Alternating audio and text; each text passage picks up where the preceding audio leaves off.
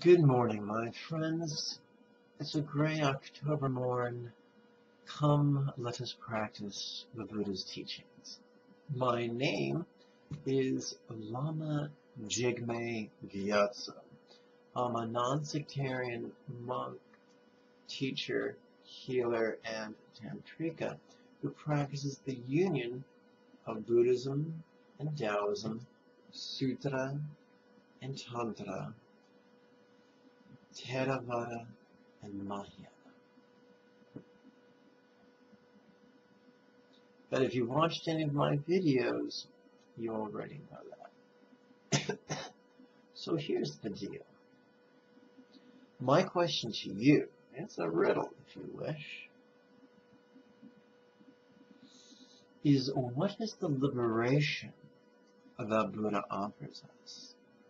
Is it liberation from the mere presence of suffering, from the mere presence of anger, fear, sorrow, frustration, pain, illness, sickness? When we look at the English translations of the oldest Buddhist texts, we see the Buddha describes the sufferings he experienced before enlightenment, and he describes the sufferings he experienced after enlightenment. It would seem that suffering was a constant. What then was the difference?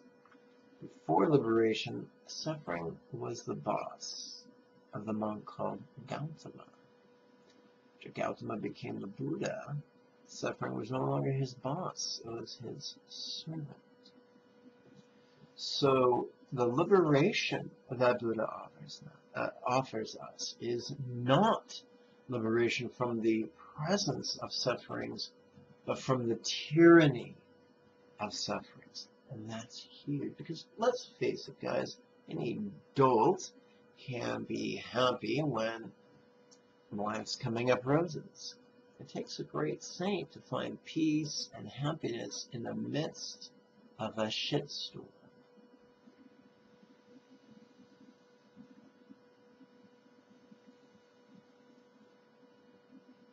So I'm going to share something from my own life.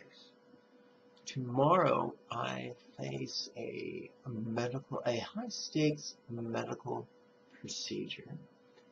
The last time I had this procedure, about 15 years ago, everything that could go wrong did go wrong. And I want this procedure to be done accurately because it will verify the presence or absence of colon cancer, which seems to be running rampant in my family. So I do feel a substantial amount of anxiety, both for the procedure and the results of the procedure. Now, obviously, I want the procedure to be accurate. I want to know the truth, even if it is an inconvenient truth. And yes, that was a wonderful movie by Al Gore, but it's completely different. So I'm here to tell you that as you progress upwards on the Bodhisattva path, you don't feel less and less. Oh, no, you feel more and more. But you have more tools to deal with what you feel. So today I'm going to take the fear that I'm experiencing and bring that into the path of renunciation, bring that into the path of compassion, and bring that into the path of wisdom. What kind of wisdom? The wisdom of letting go. So, if this can work with the most craven fear of physical pain and physical death, it can work for any type of fear. I'm going to get a beverage, be right back.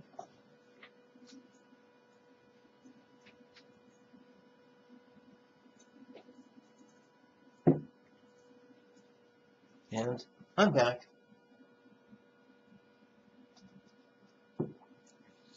So, yesterday's guided meditation video gave you a technique that was approximately 6 minutes long. Today's technique is approximately 9 minutes long. This is units of 3, so 3, 6, 9. 9 minutes long.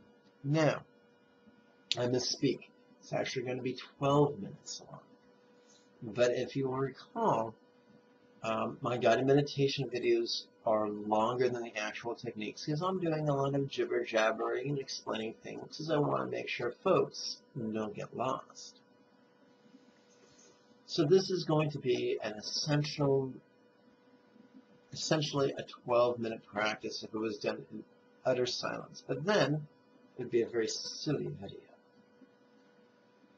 Now, quick reminder, this is not an explanation. This is just a guided meditation. I really encourage you to watch. I've got so many videos that explain these techniques, probably hundreds by now. And I've got classes coming up, live classes, either live on Skype or live in person. And you can write down your questions right now and submit them either in a comment section on Facebook or a comment section on YouTube, and I'll do my best to get back to you, probably in a video. Having said all that, let's begin right now.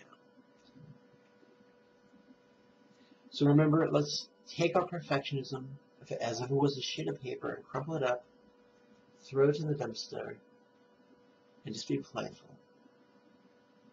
We're not going to work with these techniques, we're going to play with these techniques. Let's have some fun. Let's sit up straight. If you're sitting in a chair, bring your tush to the front of the chair, feet flat on the floor.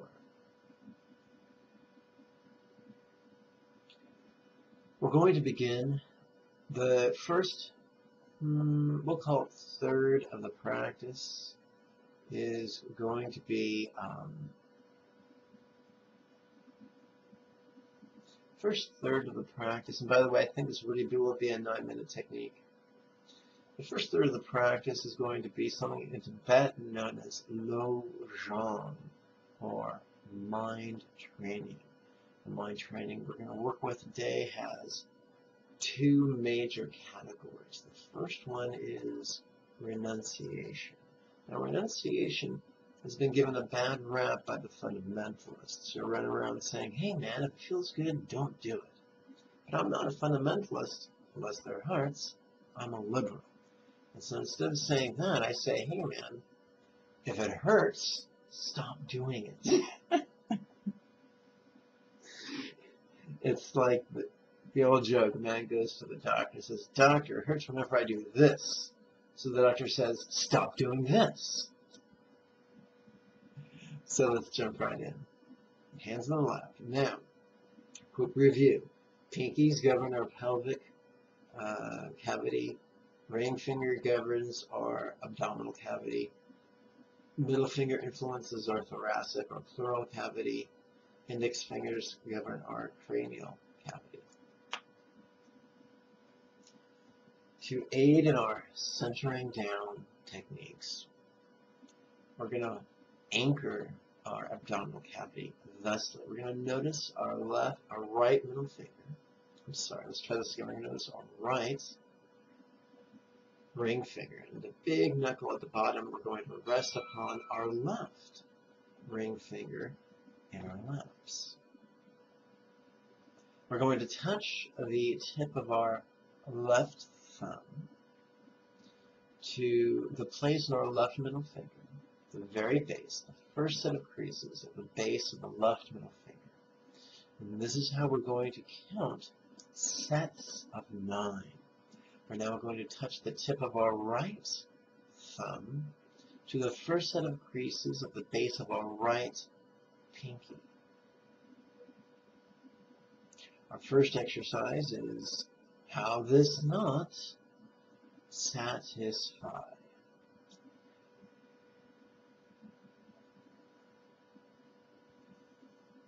For our second, to count our second repetition of the exercise, let's move the tip of our right thumb to the second set of creases on the right pinky finger. Have this not satisfy.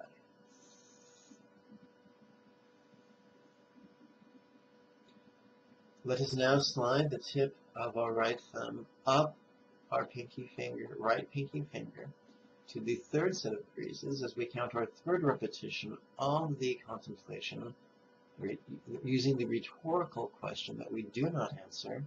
How this not satisfy.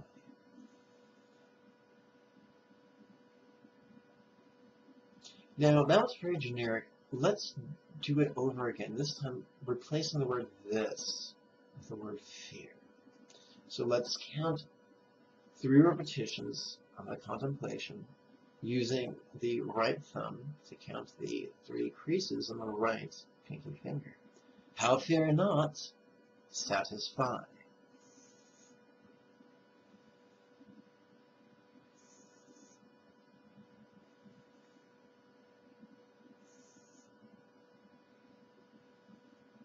And this is bringing fear into the path of renunciation.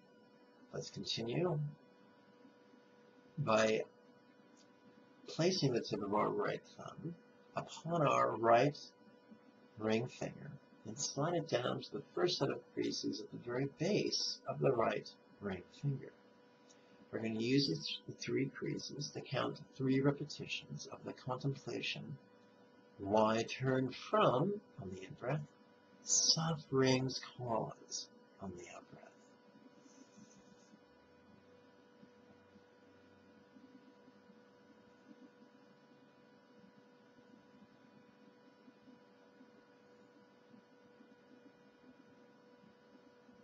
Please place the tip of your right thumb upon your right middle finger. Please slide your thumb down the middle finger until you come to the first set of creases.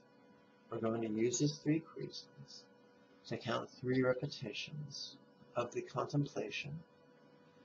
How karma be quite just.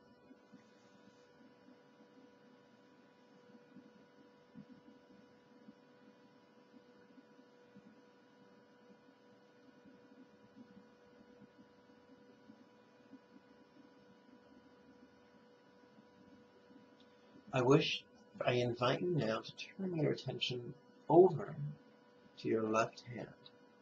Please take the tip of your left thumb and slide it up your left ring finger until it comes to the second set of creases.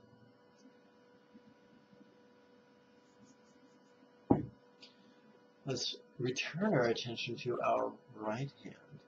Place the tip of our right thumb upon our right pinky finger and slide that down to the first set of creases at the base of the pinky.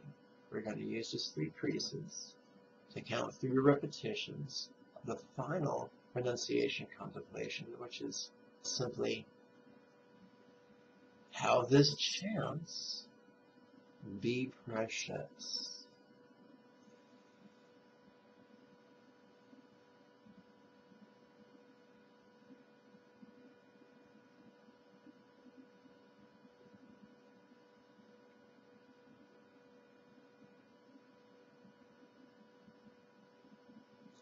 That concludes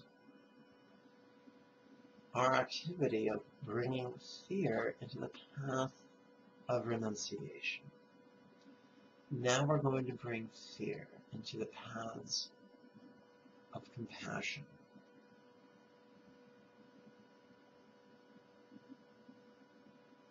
And you see, by doing this, fear is no longer beating us up as if it was our cruel master. It is serving us as if it was our loyal employee. First, it helped us to build our renunciation. Now we're going to use it to help strengthen our compassion.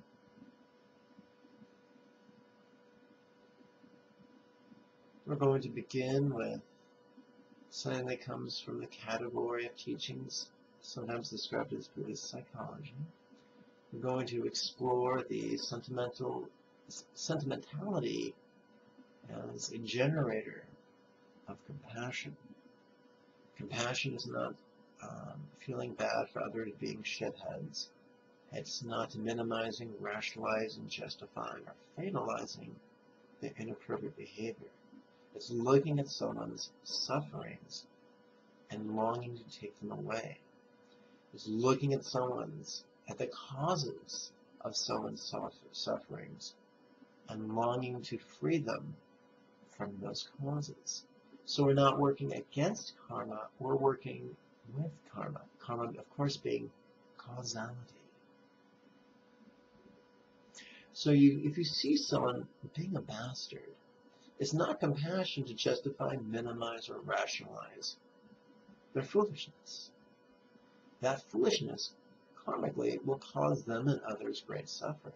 Compassion says, I want to take away their foolishness and the causes of their foolishness. See how that works? Pretty cool, huh?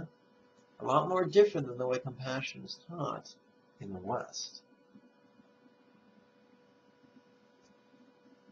So, the first technique is based on sentimentality.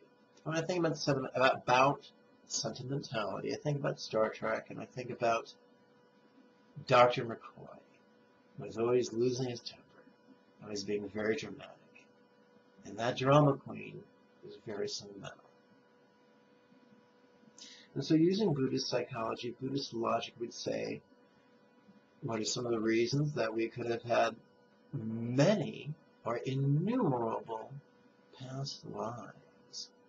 What are some of the reasons that in each of those past lives we could have had a mother? What are some of the ways each of those mothers could have been kind to us? If I've had innumerable previous lives, then couldn't I have also had innumerable previous mothers? What are some of the reasons the number of living beings right now could be innumerable? And what are some of the reasons? And where could all my innumerable previous mothers be? What if they could be the innumerable living beings in all the various realms of samsara? What is samsara? Samsara is a living in the state of the tyranny of suffering, as opposed to the state of being liberated from the tyranny of suffering.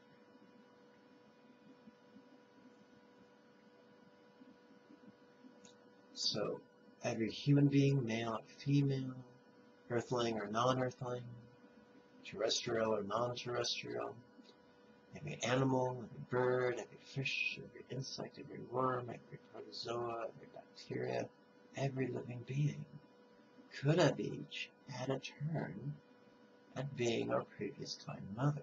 Now, do we know this for a fact? Of course not. We're just liberally exploring various possibilities that could stretch out our heart's ability to feel sentimental towards every living being, the way we feel sentimental towards a mother who most likely is not perfect, but she's still our mom, and we still love her a whole lot. Especially as we grow older and we see her get older and stooped over and wrinkled and frail and vulnerable. This woman who was a goddess to us when we were children becomes so vulnerable now. It's almost impossible not to feel at least a modicum of sentimentality towards her mom.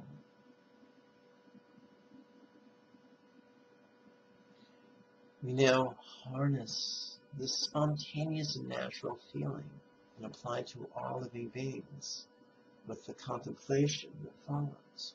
So place the tip of your right thumb upon your left ring finger, drag it down to the first set of creases at the base of the right ring finger.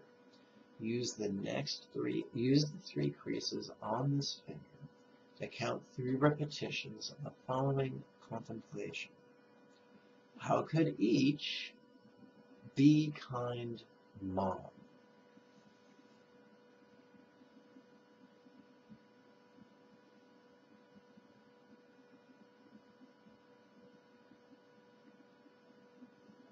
Remember, we're not fundamentalists, we're not being dogmatic, we're not saying this is actually the truth. We're saying we're liberal, we're saying these are useful thoughts to play with. help coerce our heart and our mind to embrace compassion. We're now going to use something known as, a technique known as, equalizing self and others. This could also be described as conventional non-duality. These are liberal, so let's play with this right now. Please move the tip of your right thumb over to your right middle finger. Please drag it down to the first set of creases at the base of that right middle finger. Please use the 3 creases on the right middle finger to count 3 repetitions of the following exercise. How could each hate their fear?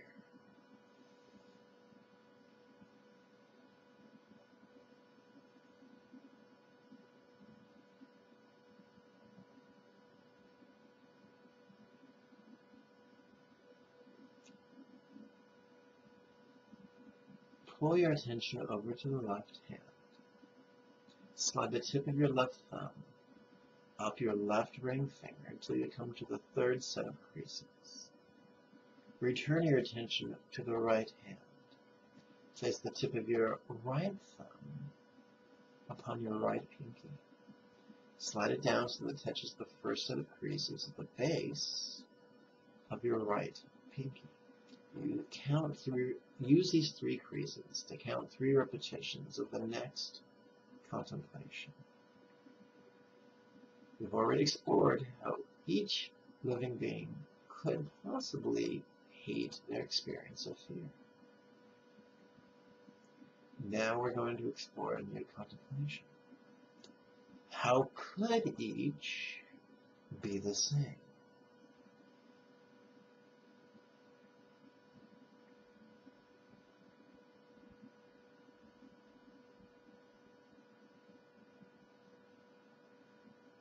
And this is bringing fear into the path of equalizing self and others.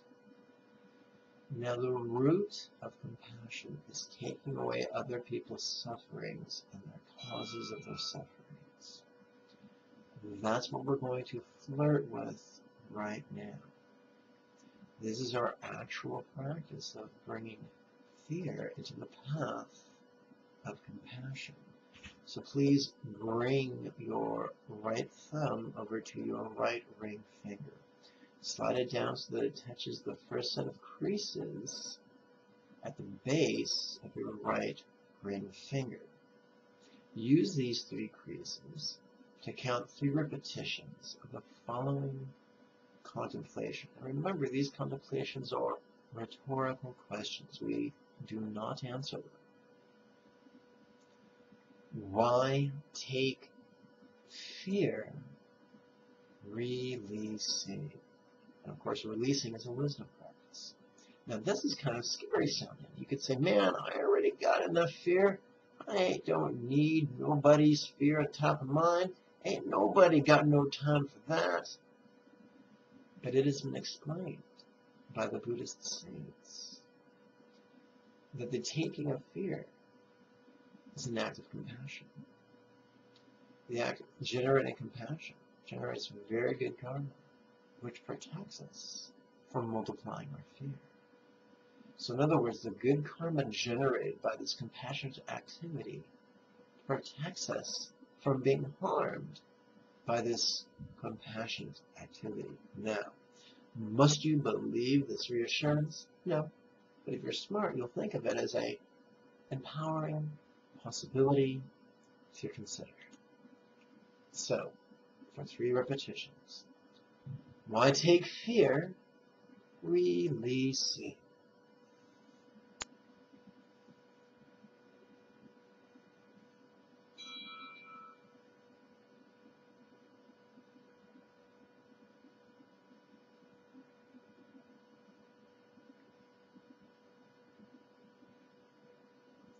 Please move. Please set the tip of your right thumb upon your right middle finger.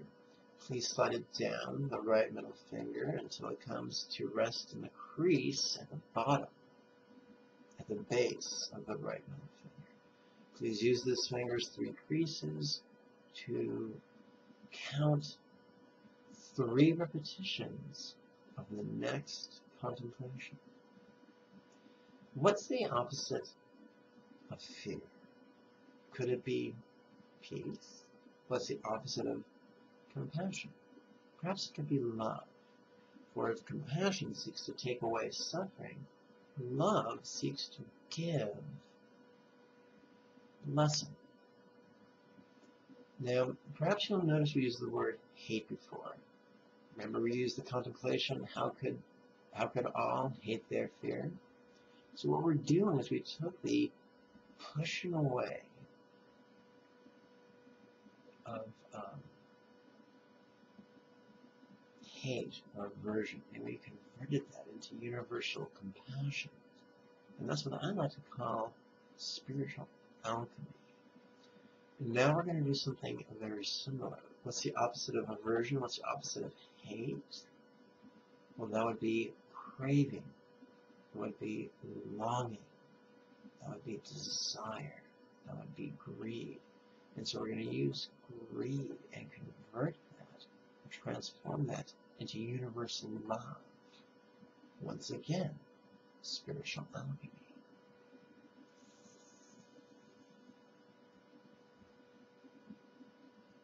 So let's use the next exercise. Once again, we're going to be, now we're going to be bringing peace into the path of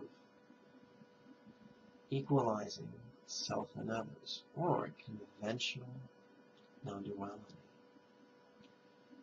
How could each long for peace?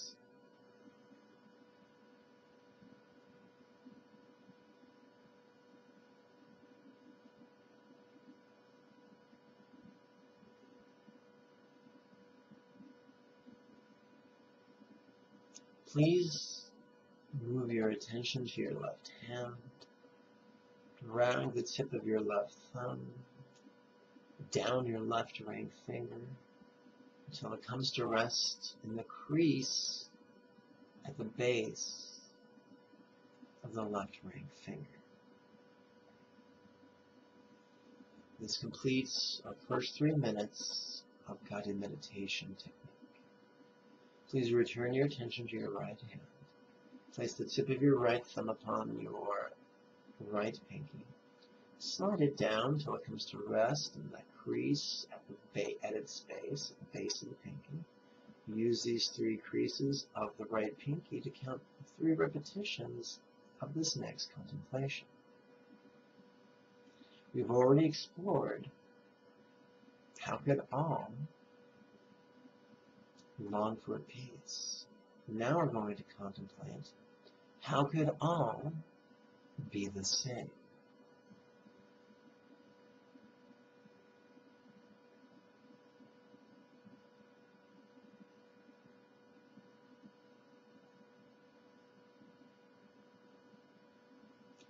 This helps to erode the illusion of separateness. And helps us think in terms of dichotomy. Dichotomy, me and him, us and them. We're all one. We all hate fear. We all want peace. We're all the same, fundamentally.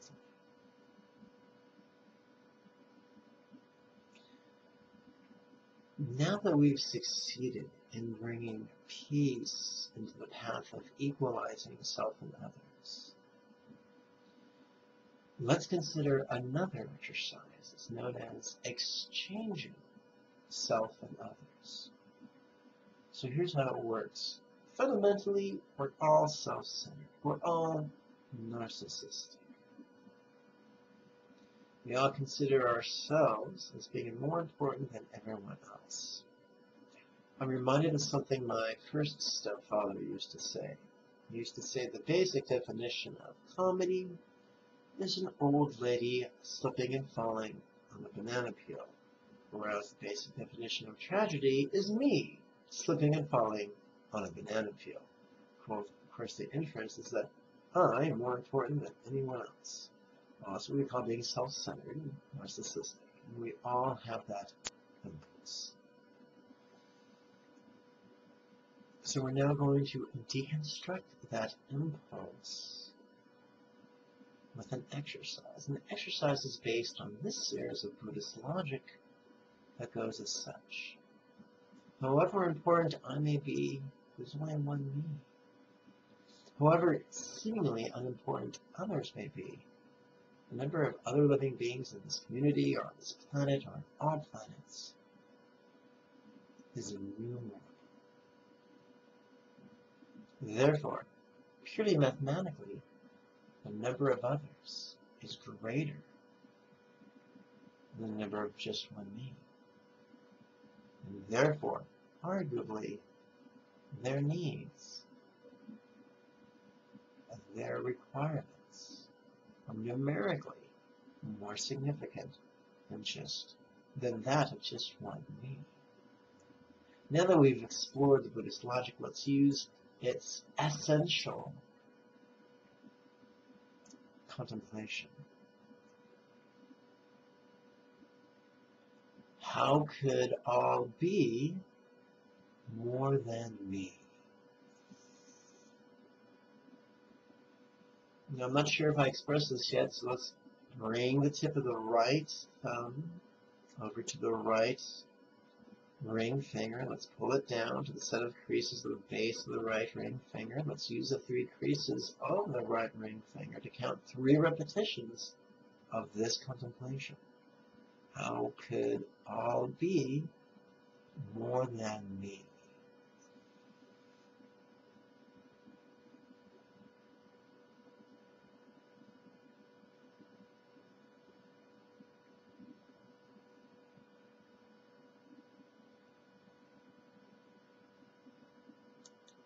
Now let's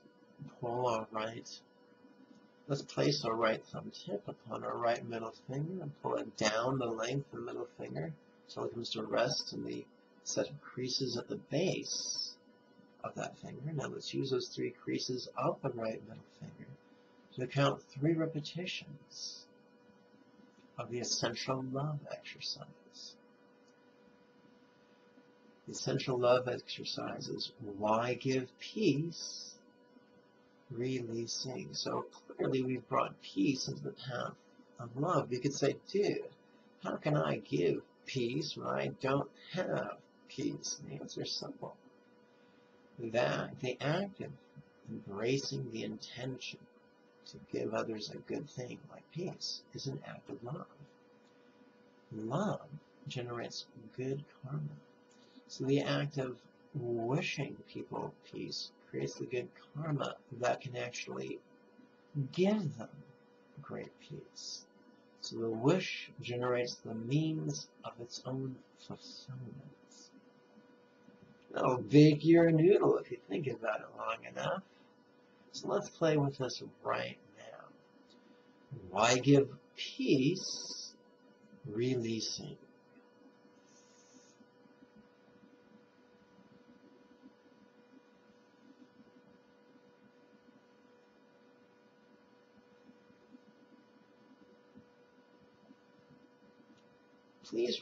Please move your attention over to your left hand. Slide the tip of your left thumb up your left ring finger until you come to its second set of creases. Please return your attention to your right hand. Place the tip of your right thumb upon your right middle finger.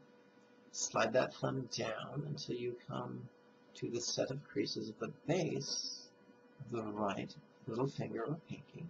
And please use the 3 sets of creases on this finger to count 3 repetitions of the next exercise. The next exercise is a breathing exercise. This has very little to do with reality. On the in-breath, we're mentally reciting in through pores. On the out-breath, we're reciting out through pores. Now, clearly, we breathe through our nose or our mouth. We don't breathe through our pores. But pretending we're breathing through our pores can help us to be more aware of our skin and the fact that we kind of puff up on the in-breath and kind of deflate on the out-breath, and that can really help us develop greater sensations of bliss and letting go, which we'll explore in the next exercise. So we'll humor old Lama Jigme, and let's play with this right now. In through the pores, out through the pores.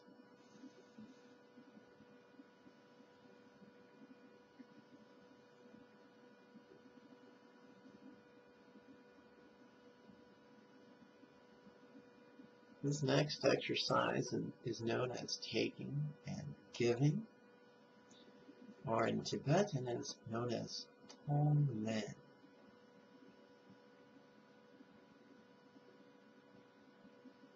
So here's what we're going to do. On the in-breath, we're going to play with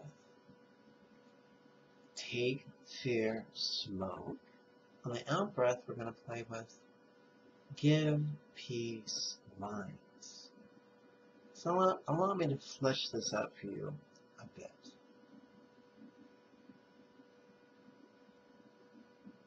We're going to imagine that everyone's fear, every living being's fear, terrestrial or non-terrestrial, human or non-human, male or female, adult or child, animal, whether it's animals, birds, or fish, or worms, or bugs, or microscopic entities, whatever. If they feel fear, we're going to take that fear. The fear is going to manifest as black smoke, which we're going to absorb just like a thirsty sponge. We're going to absorb it through our pores. Through the power of our compassion, the power of our love, it's going to transform into peace. That's then going to leave through our, some people call them 64,000 pores of our skin, in 64,000 different directions, pervading our body, our world, and all worlds, and all the beings therein.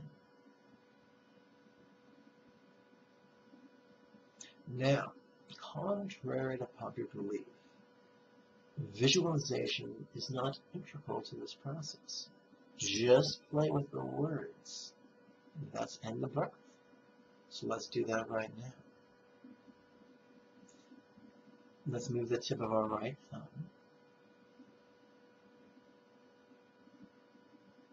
over to our right ring finger. Let's slide it down until it comes to rest in the set of creases at the base of the right ring finger. Let's use those 3 creases to count the repetitions of take fear, smoke, give peace, light.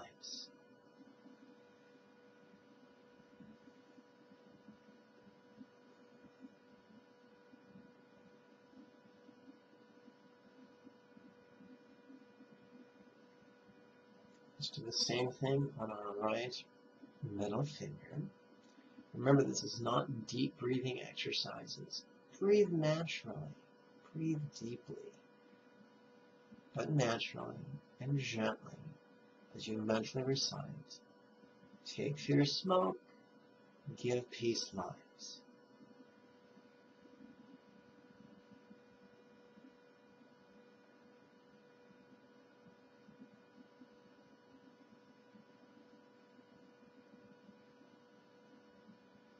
Tension over to the left hand. Slide the tip of the left thumb up the left ring finger until you come to the 3rd set of creases. Attention back over to the right hand. Return the right thumb tip to the right pinky finger. Slide it down. Find that first set of creases at the base of the finger. Count 3 times. Take fear, smoke. Give peace, light.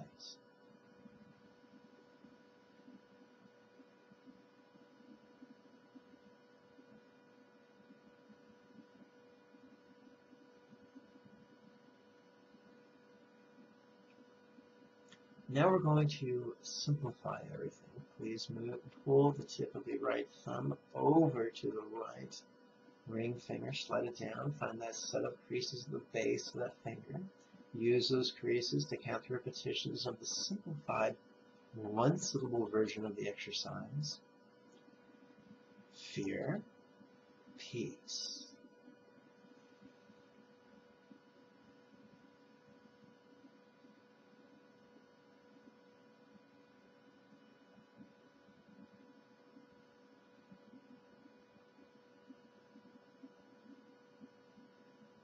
Let's do the same thing on our right middle finger.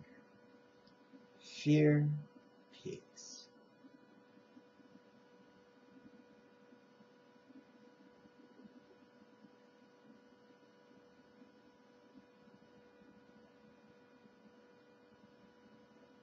My friends,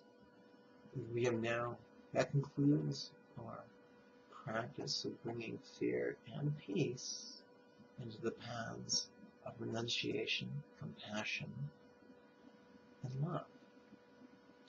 Now let's review what we've already learned about the beginnings of the Buddhist wisdom practice. A set of practices I like to call Jigme, Dzogchen.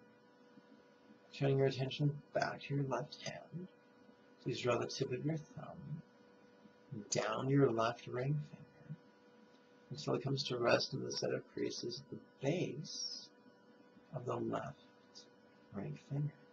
Please return your attention to the right hand. Please take the tip of the right thumb, place it on the right ring finger, bring it down to the base of the right. I'm sorry, I said ring finger, but I meant pinky finger. Please use the 3 creases of the right pinky finger to count 3 repetitions of what's seeing really seeing.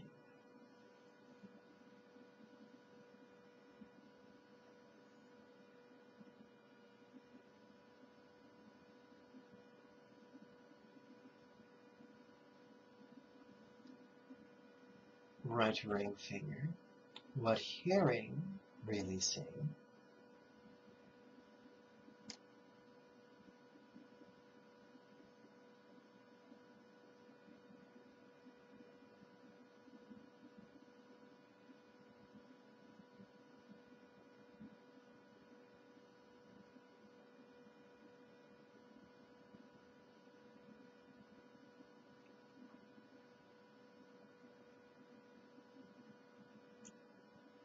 Right middle finger, what feeling really seeing.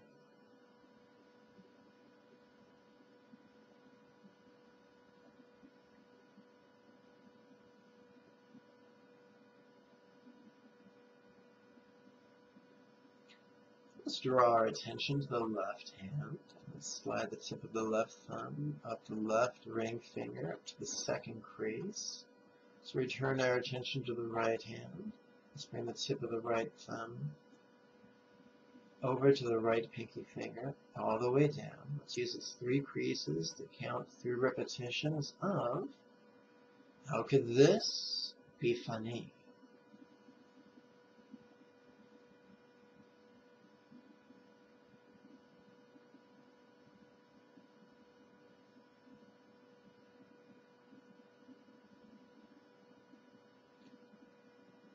Let's use the 3 creases of the right ring finger to count 3 repetitions of...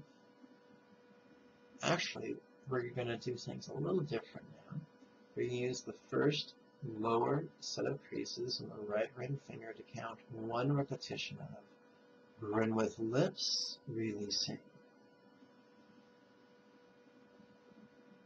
We're going to slide the thumb up, the right thumb up the right ring finger till we come to the second set of creases. Now we're going to count 1 repetition of grin with cheek, releasing. We're going to slide the tip of the right thumb up the right ring finger until we come to the third set of creases. Grin with eyes, releasing.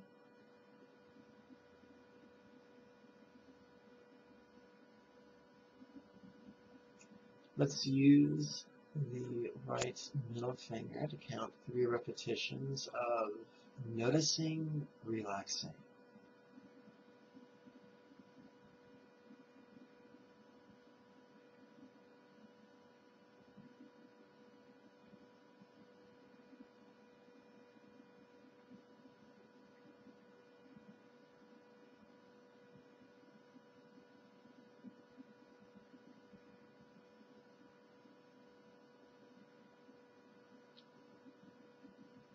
please turn your attention to your left hand. Please slide the tip of your left thumb up your left ring finger until it comes to its third set of creases.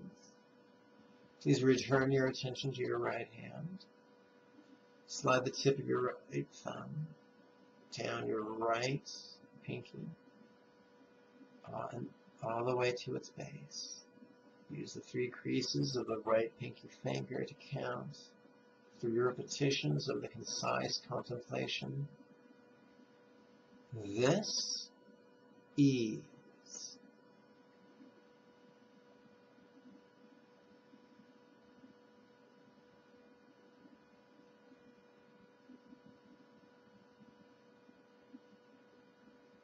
Please pull your right thumb over to your right ring finger, slide it all the way down to the set of creases at the base of the ring finger.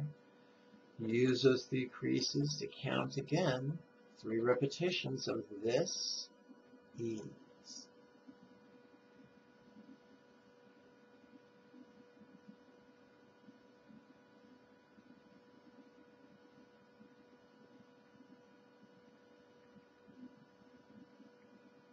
And predictably, let's bring the tip of our right thumb over to our right middle finger, slide it all the way down to the first set of creases at the base of the right middle finger, and use those 3 creases to count 3 final repetitions of this ease.